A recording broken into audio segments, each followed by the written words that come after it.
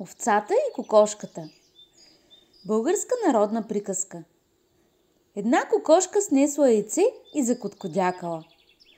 Коткоткодяк! Какво яйце съм снесла? Коткоткодяк! Какво голямо яйце съм снесла?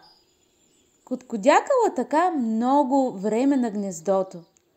После станала, излязла из двора. Пак коткодякала. Отишла на купището. Пак крякала до пресилване. Един петел, около когото се събирали кокошките, извикал строго. Стига, Мари, чумо, стига си крякала. Колкото и да ти е голямо яйцето, пак е яйце, не е агне. Кокошката се разсърдила и си отишла. На другия ден видяла една овца да пасе в ливадата до къщата. До нея подскачали две агънца. Кокошката рекла: Хей, Белушо, ти големи ли раждаш агнетата? Големи, рекла овцата. Като родя едно, то тежи 2-3 килограма. А сега са ми по-малки, ама са 2. И стопанинът е много доволен. А когато ги родиш, блееш ли да ти чуе стопанинът? Попитала кокошката. Защо да блея? Зачудила се овцата.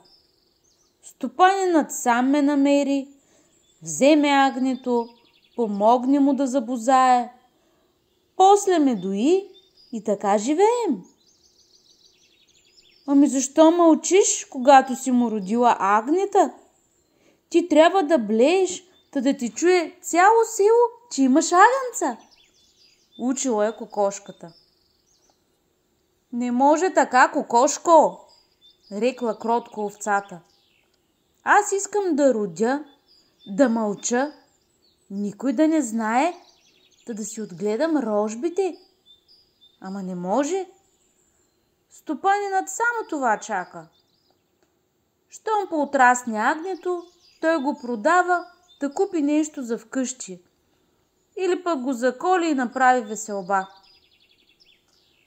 Кокошката се засрамила.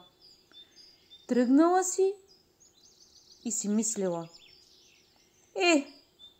Ти си права, овчице. Теб ти взимат агнето, да пари печелят с него или пък се нахранят.